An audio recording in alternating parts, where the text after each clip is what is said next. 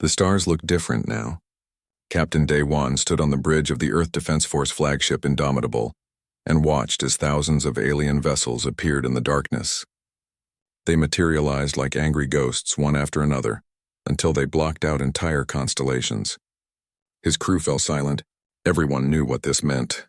Day-Wan had fought in 3 colonial wars. He had seen ships burn and watched friends die in the cold vacuum of space. But he had never seen anything like this. The alien fleet stretched across the view screen in endless rows, their ships gleaming with technologies humanity could barely understand. 50,000 warships, the sensors reported. Humanity had 3,000 ships to defend 15 colony worlds and Earth itself. The communication channel opened with a harsh electronic sound. A face appeared on the screen, reptilian and cold. The creature's scales were deep purple and its eyes held no warmth. This was Counselor Vexthor, leader of the Galactic Collective. Day-Wan had seen his image in intelligence briefings, but seeing him now, knowing what was about to happen, made his blood run cold. Humans. Vexthor's voice came through the translators with a hissing quality. You have spread across the stars like a disease. You carry weapons. You build armies. You practice war among yourselves even now. The Galactic Collective has maintained peace for 8,000 years. We will not allow your violence to spread further. Day-Wan wanted to respond, but Admiral Tae-sung had ordered all ship captains to remain silent during first contact.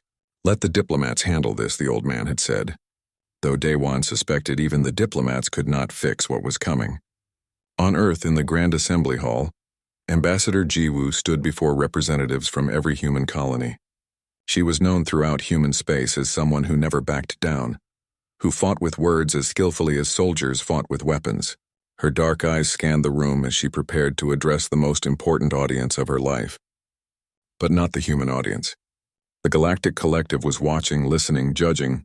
We acknowledge the Collective's concerns, Ji-woo began, her voice steady despite the weight of billions of lives resting on her words. Humanity has a violent history. We do not deny this, but we have also learned from that history. We have built a civilization that spans the stars not through conquest, but through cooperation. Our colonies trade freely. Our people live in peace. The screen split, and Vexthor's face appeared beside Ji-woo's image. Your words are pleasant, the alien leader said, but your actions speak differently. Your ships carry weapons capable of destroying planets. Your soldiers train for war constantly. You even fight among yourselves in what you call training exercises. This is not peace. This is preparation for violence. Ji-woo felt her heart race, but she kept her expression calm. We prepare because the universe is dangerous. We have encountered pirates, natural disasters, and unknown threats. Our weapons are for defense. Defense, Vexthor repeated the word as if it tasted bad. Every warlike species claims defense. The Galactic Collective has heard these excuses before. We will not hear them again. He paused, and Ji-woo saw something dark flicker across his features. Humanity will surrender all weapons within 72 hours. You will dismantle your colonies and return to your home system. You will submit to collective oversight and accept guidance on how to become civilized. If you refuse, we will correct this problem permanently. The transmission ended. In the assembly hall, silence fell like a physical weight. Ji-woo looked at the faces around her and saw fear, anger, and determination mixed together. Someone finally spoke. It was Admiral Tae-sung, his ancient face lined with decades of military service. They mean to destroy us if we refuse, he said quietly. I have seen their fleet. They could burn every human world to ash and barely notice the cost. Then we surrender, someone asked. We give up everything we built? Surrender means slavery, another voice called out. They will control everything we do, everything we are. The debate raged for hours. Tae-sung listened to every voice, his face unreadable. He had lived through humanity's darkest moments and its greatest triumphs. He had commanded fleets in the colonial skirmishes and negotiated peace in the Mars Rebellion. Now in his final years, he faced a choice no human leader had ever confronted before. On the Indomitable, Day-Wan called his senior officers together. His first officer, a woman named Hye-jin who specialized in understanding alien psychology, pulled up holographic displays of previous Galactic Collective conflicts. They have fought 17 wars in the last 1,000 years, she explained. Every war ended in complete victory for the Collective. But look at the casualty numbers. She highlighted figures that made Day-Wan lean forward. Their losses are minimal. A few hundred deaths per war. maybe 1,000 in their worst conflict. That is not war, Daewon said slowly. That is barely a skirmish. Exactly, Yejin agreed. They use overwhelming technological advantage to force surrender quickly. Species see the futility of fighting and give up. The collective has never faced an opponent willing to die by the millions. But we would, Daewon said softly. If they force this, humanity will not surrender easily. Hyejin nodded. That is what worries me. They do not understand what they are starting. The 72-hour deadline approached with terrible speed. Admiral Taesung called a final meeting of human leadership. Representatives from every colony joined via hologram, their faces floating in the assembly chamber like ghosts of the future. Some argued for surrender. Others demanded they fight. A few suggested fleeing into deep space, abandoning everything to search for new homes beyond the collective's reach. Ambassador Jiwoo spoke last. We cannot surrender. If we give up our weapons, we give up our freedom. The collective will control every aspect of our lives. We will exist at their mercy. And history shows that mercy often runs out. But if we fight, millions will die. Perhaps billions. Earth itself may burn. Then what do you suggest? Someone asked. We send a message, Jiwoo said. One final broadcast before the war begins. We tell them exactly what they are starting. We warn them about humanity.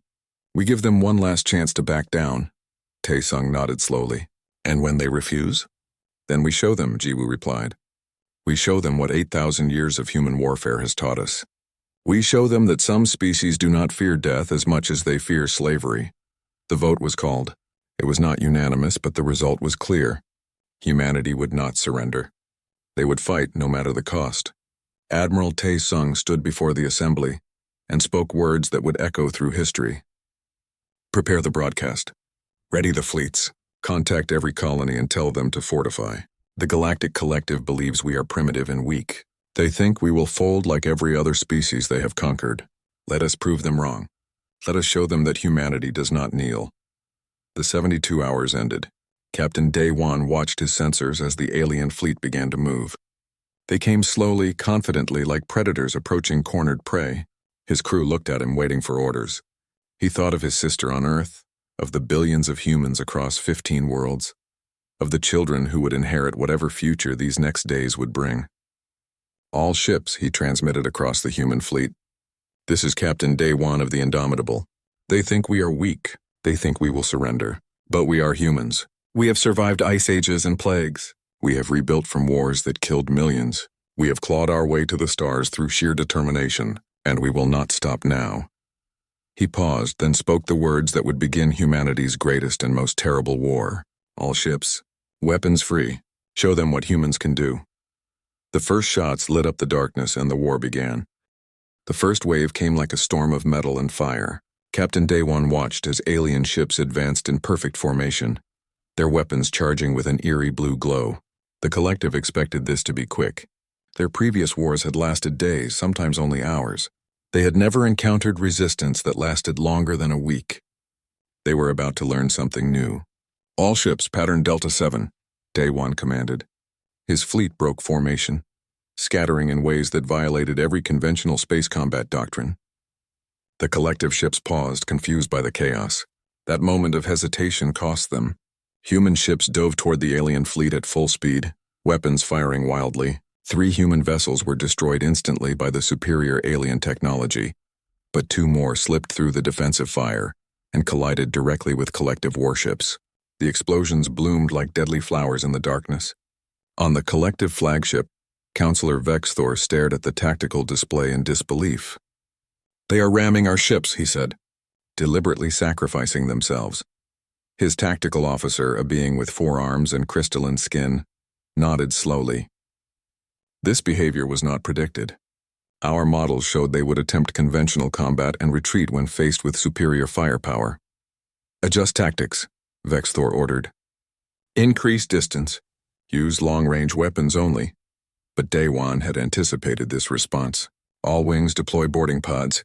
Targets marked on your displays. Go now. Across the battlefield, small pods shot out from human ships. They were crude things, barely more than engines attached to armored shells. The collective's defensive systems tried to shoot them down, but there were too many. Dozens reached alien hulls and clamped on with magnetic grips. Cutting torches began burning through. Commander Sung-ho led the first boarding team.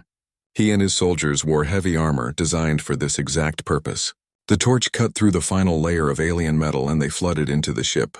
The collective crew inside stood frozen in shock. In 8,000 years of warfare, no one had ever boarded their ships during combat. "Secure the bridge," Sung-ho ordered.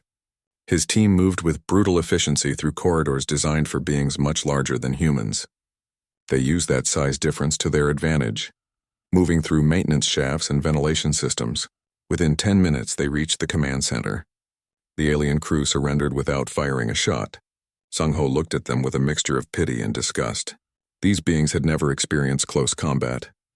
They did not know how to fight when the enemy was standing right in front of them. "Plant the charges," Sung-ho told his team. "We are leaving." They evacuated the ship and detonated the explosives. The alien vessel broke apart, taking 3 more collective ships with it in the explosion. Sung-ho reported the success to Daewon and immediately launched toward his next target. On Earth, Dr. Hye-jin stood in the War Studies Center, analyzing incoming data from the battle. She was a scientist, not a soldier, but her research was proving more valuable than any weapon. She had spent years studying alien psychology, understanding how different species thought about conflict.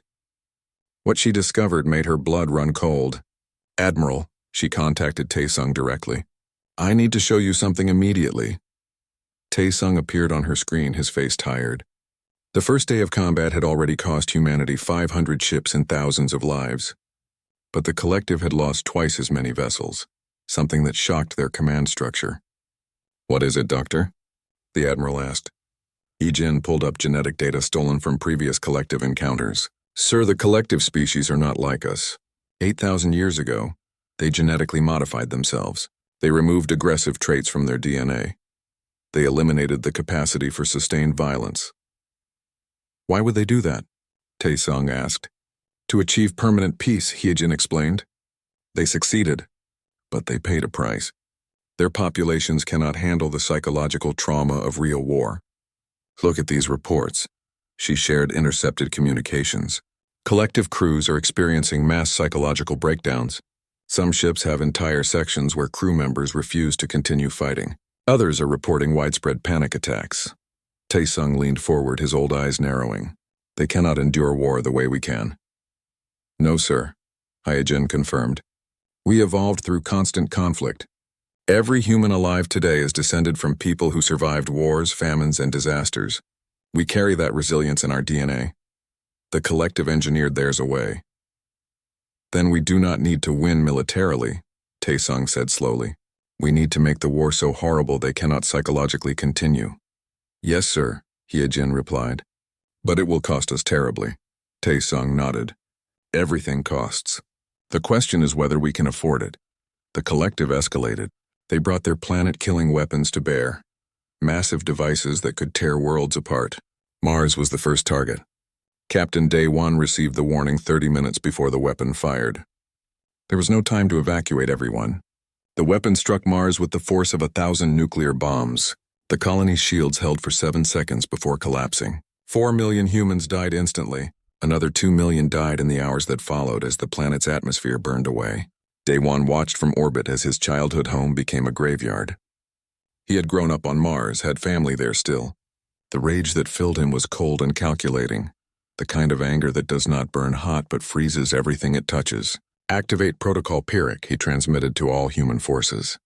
"From this moment forward, every victory they achieve will cost them more than they can bear." Protocol Pyrrhic was Admiral Taesung's most desperate strategy. Every human ship would fight to complete destruction. Every colony would resist to the last civilian. Every battle would exact the maximum possible cost from the collective, regardless of what it cost humanity. The war intensified. Europa Station was vaporized by collective weapons, taking 3 million more human lives. But the human counterattack destroyed a collective supply depot that had served 7 star systems. The collective lost 100 ships trying to retake it. Commander Sung-ho led raid after raid, boarding collective vessels and destroying them from within. His team suffered 90% casualties, but they kept coming. New volunteers replaced the dead faster than the collective could track them. On the collective homeworlds, populations watched the war with growing horror. Casualty reports that would have seemed impossible in their entire 8,000-year history were coming in daily. Thousands of collective soldiers dead, hundreds of ships destroyed. The concept of acceptable losses had no meaning anymore. Counselor Threxma, a senior member of the Collective Council, called for an emergency session.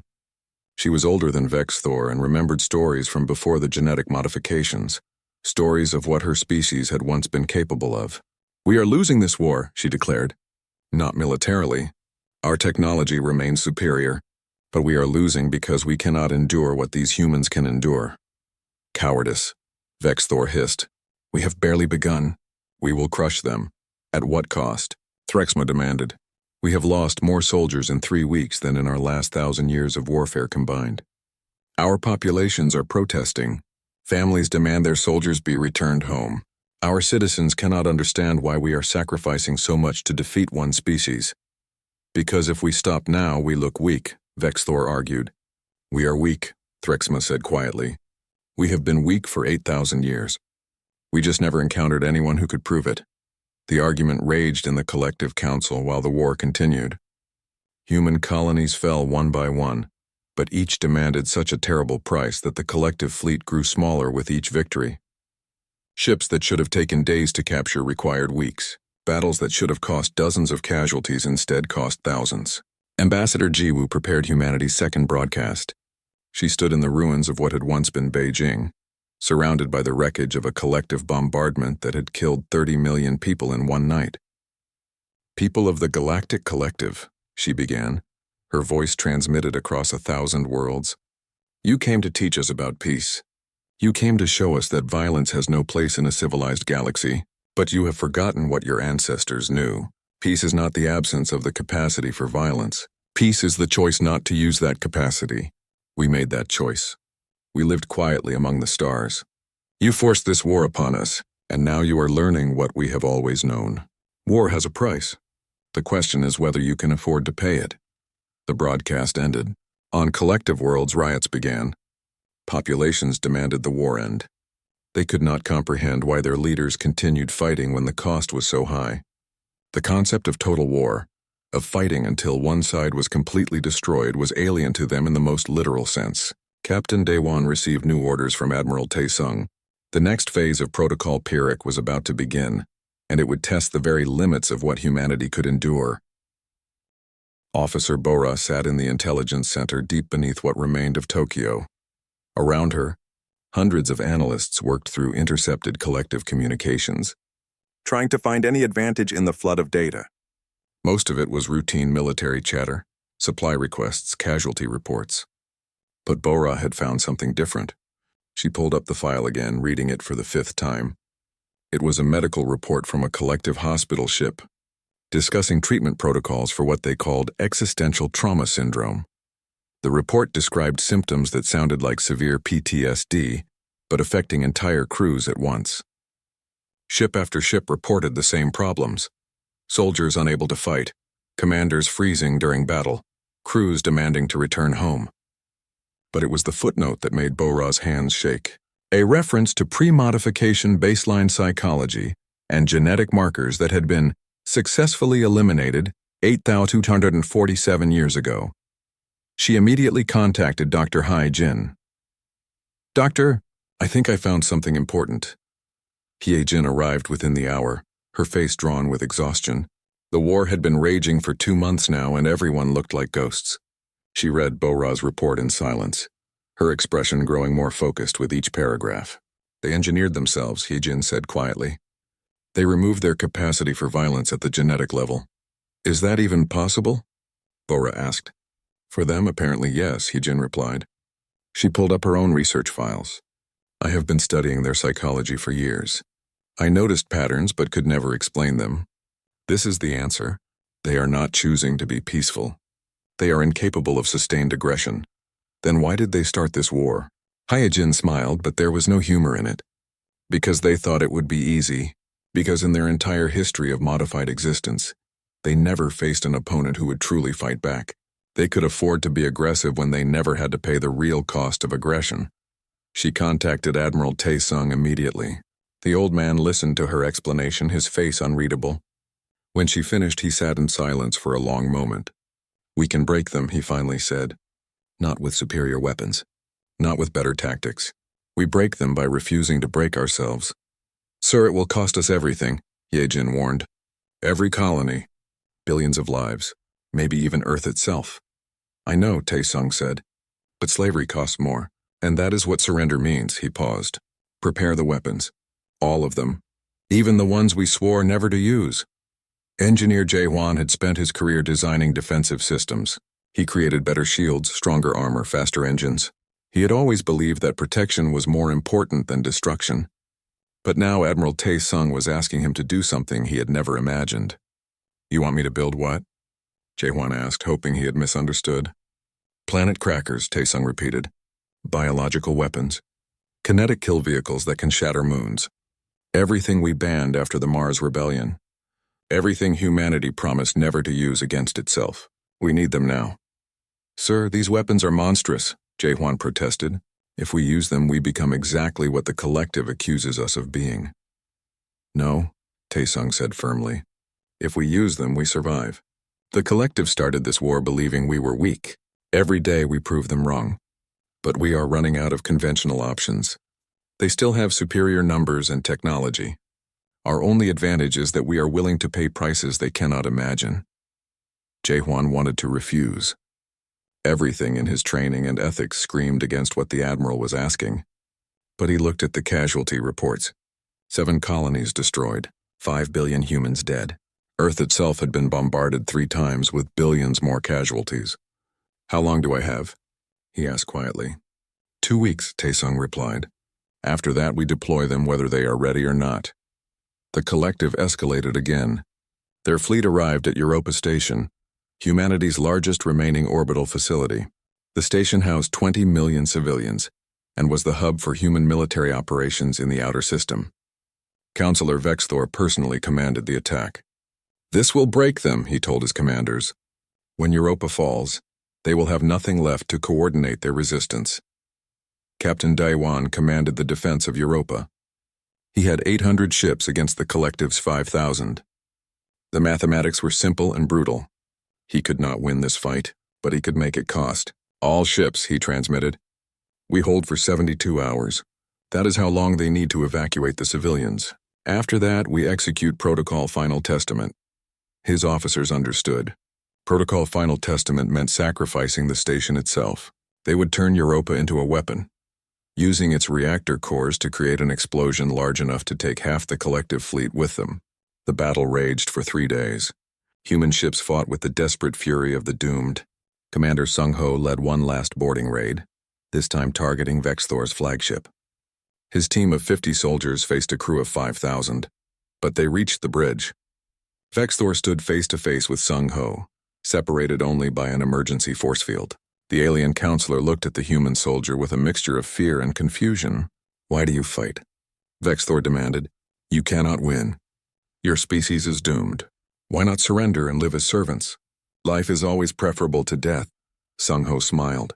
It was not a pleasant expression. "You really do not understand us at all. Life as a slave is not life. It is just slow death. We choose fast death with dignity over slow death with shame. That is the difference between us. You forgot how to die for something. We never forgot." He activated the charges his team had planted throughout the ship. The explosion tore through the flagship, killing Sung-ho and his entire team along with 3,000 collective crew members. Captain Daewon watched the flagship die and felt no satisfaction. Just a cold determination to make Vexthor's death mean something. "All ships fall back to Europa. Prepare Final Testament Protocol." The civilian evacuation completed with minutes to spare. Every transport ship fled the station, carrying 20 million refugees toward the inner colonies. Daewon stayed behind with skeleton crews on each ship, preparing for the final act. "Europa Station to all collective forces," he transmitted on open channels. "You wanted to break us here. You wanted this station as a symbol of your victory. Come and claim it." The collective fleet moved in, confident that the humans had finally broken. They were wrong. Daewon waited until the enemy ships were in optimal range, then spoke 2 words. "Testament activate." Europa Station's 12 fusion reactors overloaded simultaneously. The explosion was visible from Mars. The station vaporized instantly along with every human ship that had stayed behind. But it also destroyed 2,000 collective vessels in a single terrible moment. On the collective homeworlds, citizens watched the casualty reports with numb horror. 10,000 dead in one battle. It was more than had died in their entire previous history of warfare combined. Protests turned into riots. Riots turned into demands for peace at any cost. Elder Kreshivor, the oldest member of the collective council, requested permission to address the assembled leadership. She was ancient even by collective standards, old enough to remember the time before the modifications. "I have lived for 6,000 years, she began. "I have seen our civilization rise to heights unimaginable to our ancestors. We achieved peace. We eliminated violence from our very beings. We thought this made us superior." She paused, her old eyes scanning the council. "We were fools." "Mind your words, Elder," Vexthor's replacement warned. "No," Kreshivor said firmly. "We need to hear truth. Our ancestors were like these humans, violent, passionate, capable of great cruelty but also great courage. We eliminated those traits to achieve peace, but we eliminated our survival instinct along with them. We cannot endure what these humans endure because we are no longer built to endure anything." "Then what do you suggest?" someone asked. "We end this war," Kreshivor replied. "Not because we are losing militarily. We still have superior technology and numbers. We end it because we are losing psychologically. Our populations are breaking. Our soldiers refuse to fight. We are discovering that we engineered away the very strength we need to survive in a hostile universe."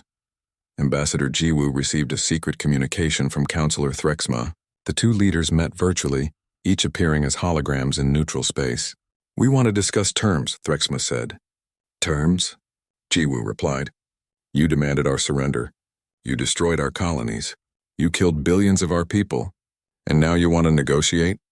"We underestimated you," Threxma admitted. "We thought you were primitive and violent. We were correct about the violence. But we did not understand that your violence comes from strength, not weakness. You have shown us what we sacrificed to achieve peace." Jiwoo felt the weight of billions of dead on her shoulders. She wanted to scream at this alien, to demand justice for every lost life. But she was a diplomat, and diplomats must think beyond rage. "What are you offering?" Admiral Tae-sung did not trust the collective's peace offer. He had fought too long and seen too much to believe that enemies who had destroyed 7 human colonies would suddenly develop mercy. But Ambassador Jiwoo convinced him to at least hear what they had to say. "We are winning," she told him. "Not because we are destroying them faster than they destroy us. We are winning because they cannot endure the cost anymore. But sir, we are reaching our limits too. Earth has been bombarded 4 times now. We have lost half our population. If we continue, there may be nothing left to save." Tae-sung looked at the casualty reports. 8 billion humans dead in 4 months of warfare. 40% of humanity gone. Mars was uninhabitable. Venus Station was rubble. Europa was a debris field. Only Earth and a handful of distant colonies remained functional. "Very well," he said. "We listen, but we do not lower our guard." The negotiations took place on a neutral station, abandoned by its original inhabitants centuries ago. Jiwoo arrived with a small delegation. Counselor Threxma represented the collective, along with Elder Kreshivor and several other council members. Notably absent was anyone from Vexthor's faction. Bora's intelligence reports suggested they had been removed from power after the Europa disaster. "We offer a complete ceasefire," Threxma began. "All collective forces will withdraw from human space. We will provide reparations for the colonies we destroyed. We will grant humanity a seat on the Galactic Council with full voting rights." Jiwoo listened carefully, looking for the trap. "And in exchange?" "You stop fighting," Threxma said simply. "You agree not to pursue vengeance. You accept peace. That is all?" Jiwoo asked. "You destroy 8 billion of my people and think reparations and a council seat make us even?" Elder Kreshivor spoke then. "Ambassador, we are not asking you to forgive. We are asking you to stop. Because if this war continues, it will destroy both our civilizations. You are winning, yes. But at what cost? How many more billions must die before you are satisfied?" Jiwoo felt anger rise in her chest. "You started this war. You gave us an ultimatum. You destroyed our worlds. And now you want us to simply stop because the cost is too high for you?" "Yes," Kreshivor said bluntly. "Because the alternative is mutual annihilation." You have proven your point. The galaxy now knows that humanity cannot be conquered. That should be enough.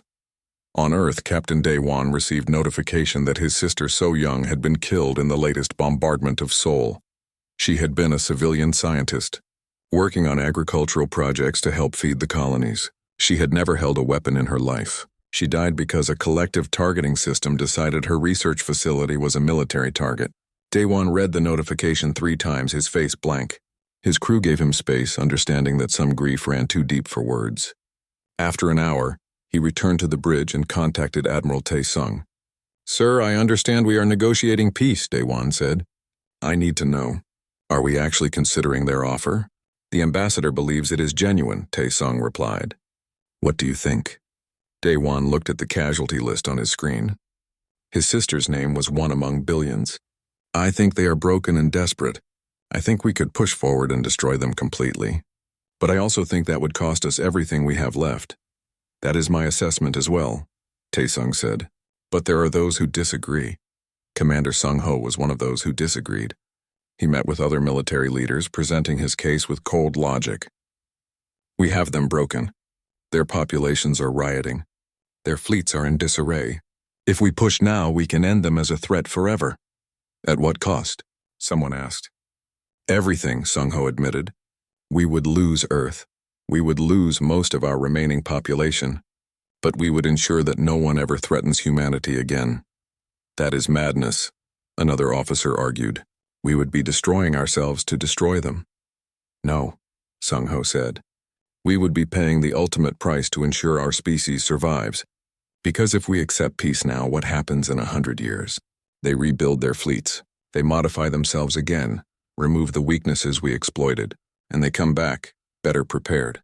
We would have sacrificed 8 billion lives for nothing." The debate reached Admiral Tae-sung, who called an emergency session of human leadership. Every surviving colony sent representatives. Military commanders appeared alongside civilian leaders. Even Dr. Hyejin and Engineer Jae-hwan were asked to attend. "We stand at a crossroads," Tae-sung began. "We can accept the collective's peace terms. We can rebuild what they destroyed and rejoin the galactic community as equals. Or we can push forward. We can use the weapons Engineer Jae-hwan has prepared. We can strike their homeworlds and break them so thoroughly they never threaten anyone again." "And if we do that?" someone asked. Jae-hwan stood to answer. "If we use the weapons I have built, we will kill billions of collective civilians. We will render multiple worlds uninhabitable. We will commit acts that make their atrocities against us look minor by comparison, and Earth will not survive their counterattack." "But humanity would survive," Sung-ho argued. "The distant colonies would endure, and the galaxy would know never to threaten us again." "They already know that," Hyejin countered.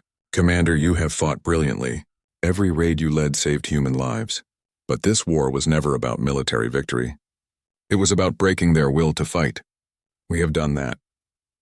Continuing now would not be about survival. It would be about revenge." "Revenge?" Sung-ho's face darkened. "They killed 8 billion of us. They destroyed our worlds. And you call justice revenge?" "I call genocide genocide," Hyejin said firmly. "If we strike their homeworlds with planet crackers and biological weapons, we are no longer the victims defending ourselves. We become the aggressors committing war crimes." The argument raged for hours. Tae-sung listened to every voice, his ancient face showing nothing. Finally, he raised his hand for silence. "I have fought in more wars than anyone in this room," he said quietly. "I have ordered attacks that killed millions. I have watched friends die and worlds burn. And I am tired. But being tired is not a reason to make a decision that affects all of humanity." He stood, his old body still straight despite the weight of years. "We will put it to a vote. But before we do, I want to tell you all something. I have studied military history my entire life. I know every great victory and every terrible defeat humanity has ever experienced. And I can tell you this. We have never won by becoming worse than our enemies. We have only won by being better while still being strong enough to survive." The vote was close. 48% wanted to continue the war to total victory. 52% voted for peace. Admiral Tae-sung cast the deciding vote himself, breaking a tie among the military leadership. "We accept peace," he announced. "But on one condition. We send one final broadcast first. The galaxy needs to understand what happened here. They need to know what humanity is capable of. They need to know the price we paid and the price we made the collective pay. Ambassador Jiwoo contacted Counselor Threxma with humanity's decision. The alien leader's relief was visible even across species barriers. "We accept your condition," Threxma said. "Broadcast what you must. We will not interfere." On Earth, Captain Daewon received orders to return home. He would command the defense of Earth during the final broadcast, ensuring that if the collective betrayed the peace agreement, humanity would extract one last terrible price. He looked at his crew, these men and women who had fought beside him for 4 months of hell. "We are going home," he told them. "The war is ending. We survived." Lieutenant Yeon-soo, a young pilot who had flown more combat missions than anyone her age should have, spoke up. "Sir, did we win?" Daewon considered the question. They had not defeated the collective militarily. Earth was in ruins. 8 billion humans were dead. But the enemy was withdrawing. Humanity would survive. That had to count for something. "Yes," he said finally, "we won. We paid a terrible price, but we won. We proved that humanity cannot be conquered. We showed the galaxy that some species do not kneel." "Was it worth it?" Yeon-soo asked quietly. Daewon thought of his sister, of the billions of dead, of the worlds reduced to ash. "Ask me in 100 years," he said. "Ask me when humanity has rebuilt. Ask me when our colonies are thriving again and our people are free. Then I will tell you if it was worth it." The preparations for the final broadcast began. Ambassador Jiwoo would speak, but the message would include footage from every battle, every destroyed colony, every sacrifice humanity had made. It would be broadcast on every channel, translated into every known language, sent to every inhabited world in the galaxy. Admiral Taesung reviewed the content personally. "Make sure they understand," he told Jiwoo. "Make sure every species in the galaxy knows what happened here. Make sure they know that humanity will never surrender. But also make sure they know we wanted peace. We did not start this war." Jiwoo nodded. "I will make sure they understand everything, including the price we paid and the price we made them pay." The broadcast was scheduled for 3 days later. In that time, collective. Ambassador Jiwoo stood in what remained of the United Nations building in Geneva. Half the structure was gone, destroyed in the third bombardment of Earth. But the chamber where she would deliver humanity's final broadcast was intact, and that was what mattered. Cameras from every surviving human colony were linked to this moment. More importantly, every species in the Galactic Collective would be watching too. Admiral Taesung sat in the front row, his uniform crisp despite the exhaustion visible on his face. Beside him sat Captain Daewon, Dr. Haijin, Engineer Jae-hwan, and Officer Bora. Commander Sung-ho stood at attention near the door, his face still showing the anger of someone who believed peace had come too soon. Jiwoo looked at the assembled representatives, then at the cameras. In a few moments, her words would reach across the galaxy. She had spent 3 days writing and rewriting this speech. Nothing felt adequate to capture what humanity had endured and inflicted. But she had to try. "People of Earth and all human colonies," she began. "People of the Galactic Collective and every species that calls this galaxy home. I am Ambassador Jiwoo, and I speak to you today at the end of a war that should never have happened." She paused as images appeared on screens behind her. First, Earth before the war, beautiful and blue. Then Mars, thriving with its 4 million colonists. Venus station gleaming in orbit. Europa's massive structure housing 20 million souls. One by one, she showed what humanity had built over 2 centuries of expansion. "We were not perfect," Jiwoo continued. "We carried weapons. We maintained armies. We remembered our violent history because we believed that forgetting would doom us to repeat it. But we lived in peace. We traded with our colonies. We explored new worlds. We harmed no one." The images changed. Now they showed the collective fleet arriving. Counselor Vexthor's ultimatum. The 72-hour deadline. The Galactic Collective demanded we surrender everything we had built. They told us to give up our weapons, dismantle our colonies, and submit to their authority. They said this was for our own good. They said we were too violent to be trusted with freedom. Jiwoo's voice hardened. We refused, and they attacked. What followed was a chronicle of horror. 4 months of warfare compressed into 15 minutes of footage. Battles in space where human ships fought against impossible odds. Boarding raids where Commander Sung-ho and his soldiers gave their lives to destroy enemy vessels from within. The destruction of Mars, 4 million dead in seconds. Venus station exploding. Europa's final stand. But the footage also showed collective losses.